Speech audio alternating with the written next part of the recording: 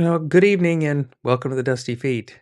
It's February 2nd, 2023, and we are still in a series about how to view the Bible.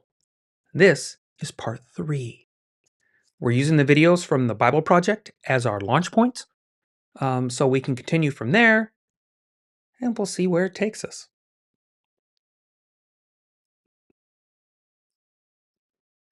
And we have Outside the Class, where we want you to review the material before we start chatting about it.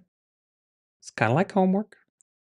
We're still in the Matthew series with Tim Mackie, and next Tuesday, we'll be chatting about episode 26 of Millstones and Guardian Angels. I do link all of the videos for each week in advance on TheDustyFeet.com on the Outside the Class page. And those videos, they premiere every Tuesday at 7 p.m. Eastern Time. In the description below are links to all of the audio, video, and source documents that we use here on the Dusty Feet.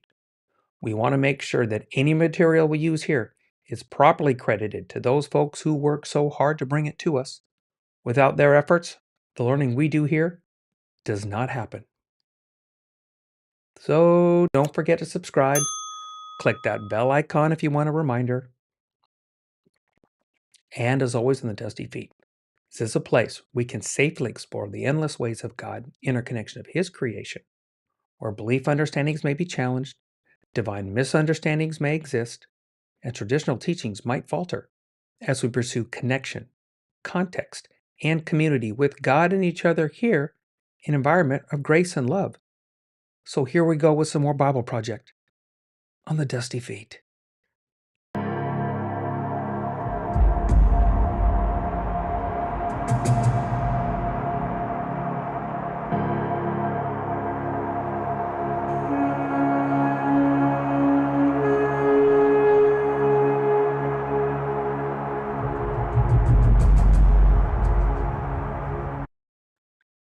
So, each week we will start with addressing these expectations. 1. This is not a definitive you shall do this. It is, hopefully, a way one might opt to look at things. 2. This is a series, so there will be no one-line answers. Actually, many episodes with responses and options. 3. Give grace as each person learns about this wonderful collection of scrolls. 4. Again, this will be a series that builds on itself. So there is an expectation that one would have listened to the previous episodes to keep things in context. And 5. Through this series, I will probably have a few points where I have a differing opinion from Tim and John. By no means am I saying that they are wrong. It's just that I have a different way to view things. I have nothing but the highest honor and respect for these two and the work that they do at the Bible Project. So, let's continue the journey with this next video. And this is good literary styles. Enjoy. The Bible is a collection of many books, telling one unified story from beginning to end. But all those books were written in different literary styles. Yeah, think of it like walking into a bookstore where every aisle has a different kind of literature. There's history or poetry or nonfiction. And when you choose an aisle and pick up a book, you're going to have very different expectations, different things that you're looking for. Right, they're all literature, but they communicate in really different ways. Yes, and so the same thing is true for the Bible. If you don't pay attention to what style it's written in, you will miss out on the brilliance of each book. So, what are the main types of literature in the Bible? Well, first and foremost is narrative. It makes up a whopping 43% of the Bible. After that is poetry, which is 33% of the Bible. And then there's what you could call prose discourse, which makes up the remaining 24%. Nearly half the Bible is narrative. Yes, and this is no accident. Stories are the most universal form of human communication. Our brains are actually hardwired to take in information through stories. And stories are really enjoyable.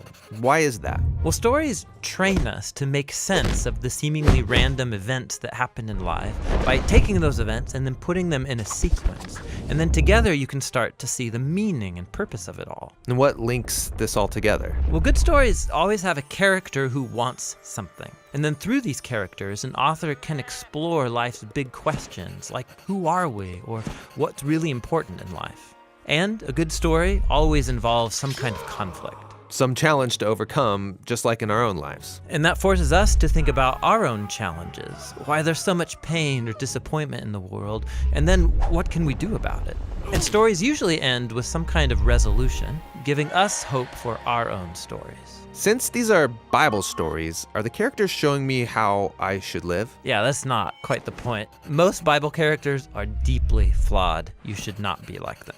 But we are supposed to see ourselves in them, which helps us then see our lives and failures from a new perspective. And without even realizing it, these stories will start to mess with you and change how you see the world and other people and yourself. Now, there are different types of narrative in the Bible. Yeah, there's historical narrative, but also narrative parables, short biographical narratives like the four Gospels. We'll look at all these in later videos. Okay, next up is poetry, which honestly, I don't read a lot of. Yeah, you're like most people. But 1 out of every 3 chapters in the Bible is poetry. Yeah, why so much poetry? Well, poems mainly speak through dense, creative language, linking together images to help us envision the world differently. Poems use lots of metaphor to evoke your emotions and your imagination. Lots of fancy language, but wouldn't it be easier just to tell me what I need to know? Well, think about it. In life, we tend to form mental ruts, and we think in these familiar, well-worn paths that are very hard to get out of through logic or reasoning.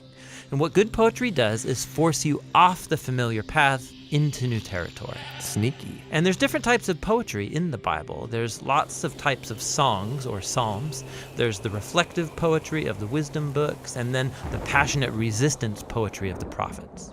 Okay, the last big literary type is called prose discourse, and it makes up a quarter of the Bible. Yeah, these are speeches, letters, or essays. And the focus here is building a sequence of ideas or thoughts into one linear argument that requires a logical response. Like, hey, have you thought about this thing? You should also consider how it connects to this other thing. And if you do, then you will see that this is the result. And in light of that conclusion, therefore, you should probably stop doing that one thing so that this other thing will be the outcome. So you're persuading me with reason. Yeah, discourse forces you to think logically and consistently and then do something about it.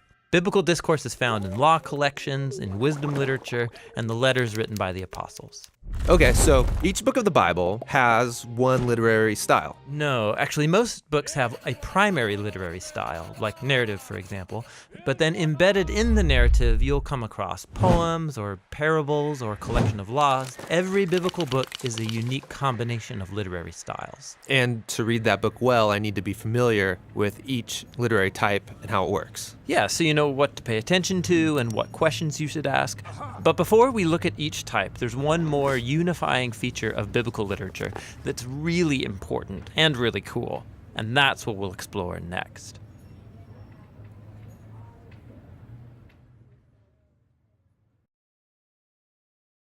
So, literary styles.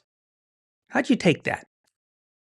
Did we think that the Bible was a single book and it was only one literary style? Do you ever even consider literary styles? And then what are our expectations of what this collection of scrolls should be?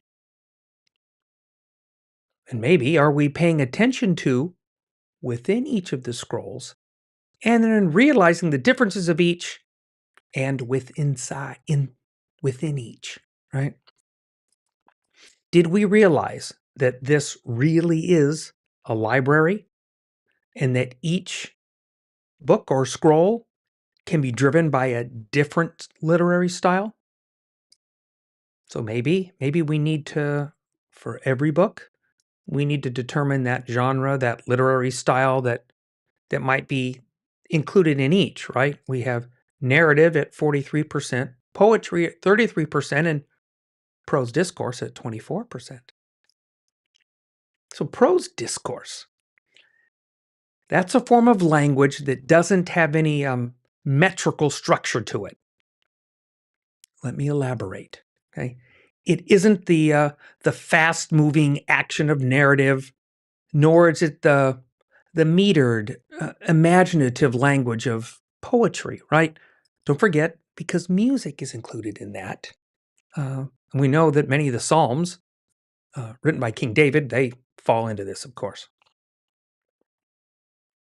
But when you read biblical law codes or Paul's letters, you are reading prose discourse. You know, it's very important, and 1/4 of these scriptures falls within this type. Even those accountings and lineages, they fall into this. So instructions about how to resolve conflict when in a communal element, their part. Advice from Paul on care and concerns about various communities that he's visited, right? So here's a question.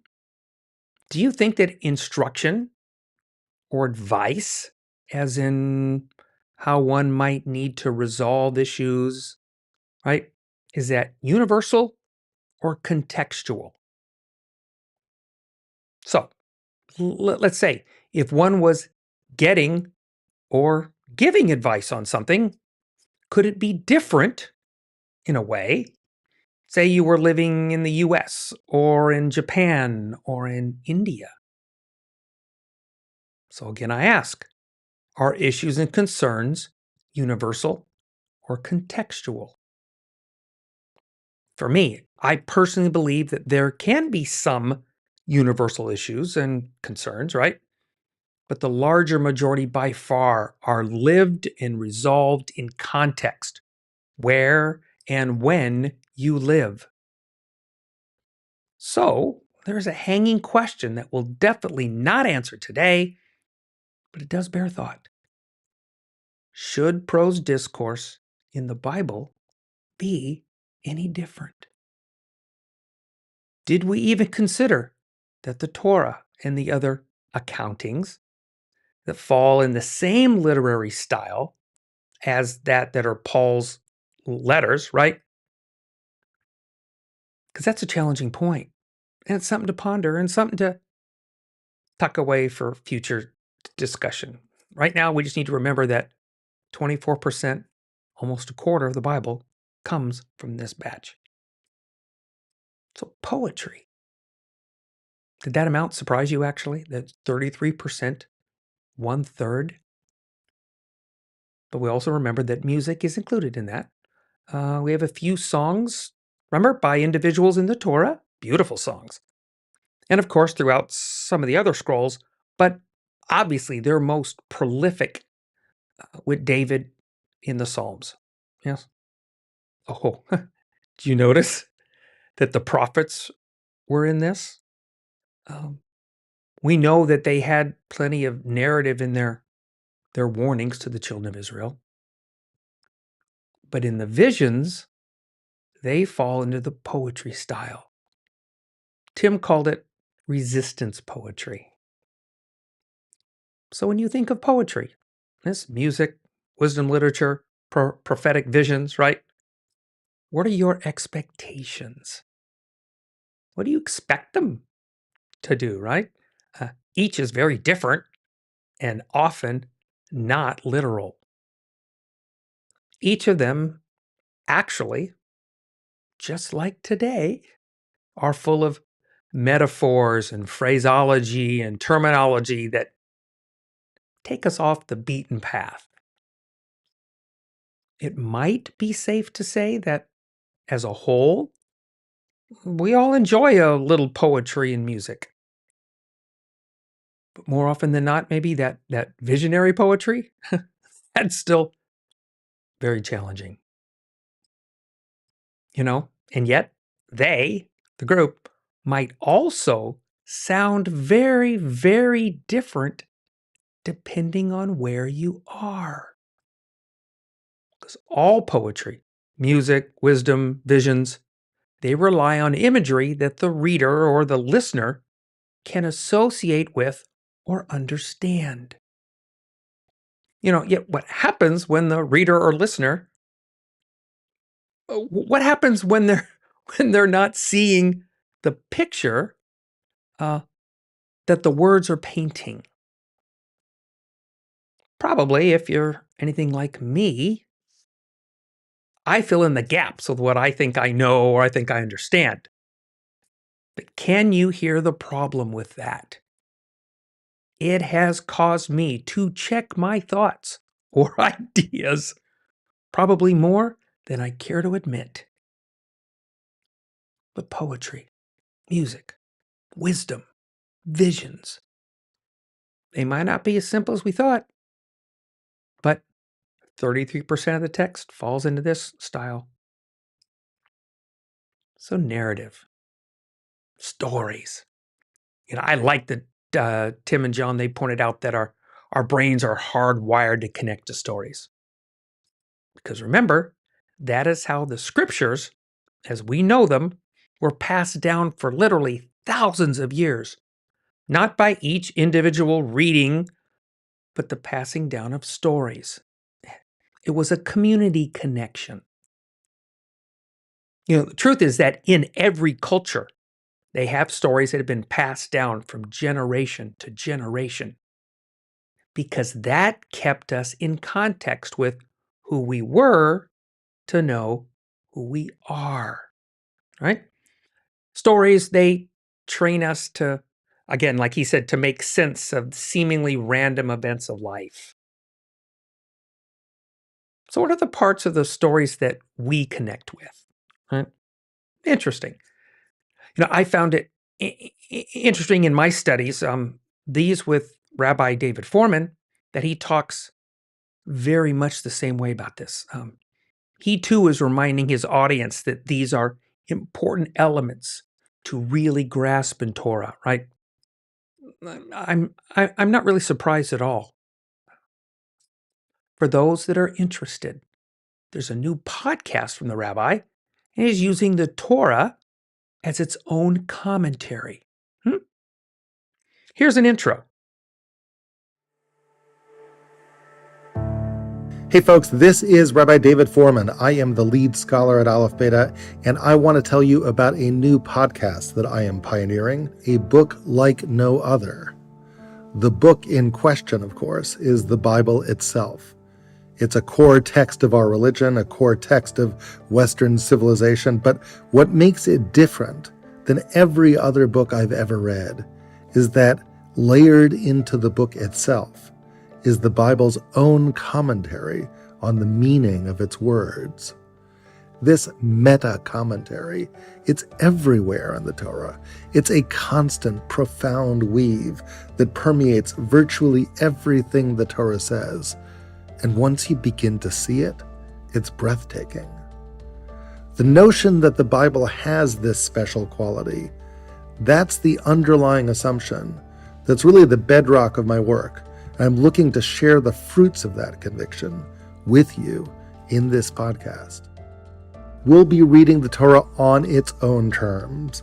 We'll be following its lead. In this endeavor, I'll be joined by Aleph Beta CEO and my dear friend Imu Shalev. He's going to be my chavrusa, my learning partner, and also your narrator through this journey. When we head down some rabbit holes, dear Imu will be there to pull you out again because frankly, dear friend, we've left the seams in these conversations right there for you to see. And that, by the way, is intentional. I'm looking to actually take you into my own research process. I'm allowing you to kind of peek in, to listen in, to unscripted conversations where ideas bubble up to the surface in surprising, unexpected ways. In this podcast, dear listener, you'll need to buckle up because you're coming along for what's sure to be a wild ride. Don't take my word for it. Listen to the podcast. Come along for the journey. Open up the book for yourself and fall in love with it all over again. It really is a book like no other. And that is on multiple podcast platforms. Link is in the description. Hope you enjoy it, 'cause I know I will. So, these elements in narrative, how do they sit with you? A character that wants something, and then how to explore those questions, like who are we, or what's really important in life? Because then there's the conflict, that obstacle or barrier that maybe challenges that thought, or that's the exploration of finding out. But when we are actively in a narrative, as our lives are, we see that our own lives with how things we think are supposed to happen, and then maybe what we might be able to do about it. But then stories end with some kind of resolution. But with that, maybe a hope that our own story will have one, whether we like that resolution or not. My wife and I, we love to watch foreign crime drama series, right? For a few different reasons, right? One, it seems kind of silly, but since I'm hard of hearing or auditorily challenged, yes, um, that we set up our shows to run closed captions. So reading is part of our experience, anyways. We enjoy the exposure to cultures and systems that are not our own. Um, to have some action or reaction from a character and then say, hey, that is probably not how that would play out here. Or that is definitely not part of our United States legal system. And three, that the stories flow differently at times and they'll address things that maybe American culture would not. All of them have these narrative elements, but they can still be expressed differently because it is in a different culture. And sometimes time. We love our good guys to be good and our bad guys to be bad. And we want the guy in the white hat to come in and save the day.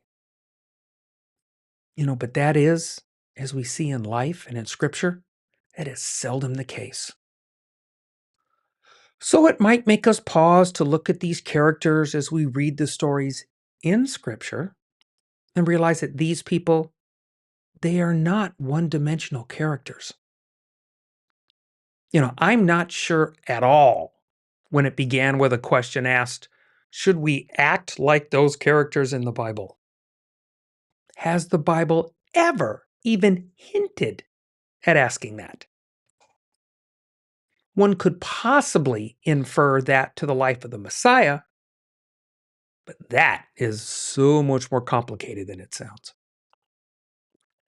You know, but Tim and John, they did bring up a point that it might be more like that we can see ourselves in them. They are, just like us, complicated, messy. They're born, they lived, they died, just like us. We see characters of the Bible at times, as Tim put it, he put it, deeply flawed.